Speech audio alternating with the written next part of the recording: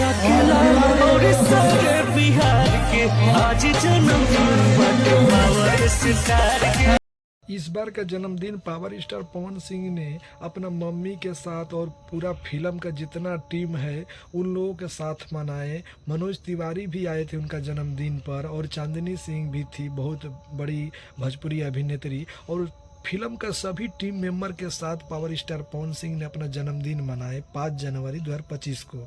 अपने जन्मदिन में सभी पूरा फिल्म का टीम मेंबर को बुलाए थे और जानते हैं लखनऊ में अपना जन्मदिन मनाए और बहुत धूमधाम से मनाए।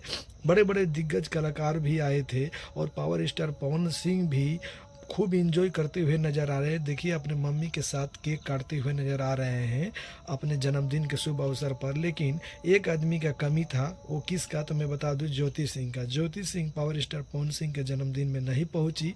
क्यों नहीं? क्योंकि ज्योति सिंह को पावर स्टार पवन सिंह नहीं प्यार करते हैं और ज्योति सिंह से नफरत करते हैं। इन दोनों ने आपस में मिल गए थे चुनाव के दौरान, लेकिन फिर क्या हो गया है, इन दोनों में मामला गड़बड़ हो गई है। फिर इन दोनों ने आपस में दूरी बना लिए हैं, अभी एक दूसरे से दूर रहते हैं। धन्यवाद।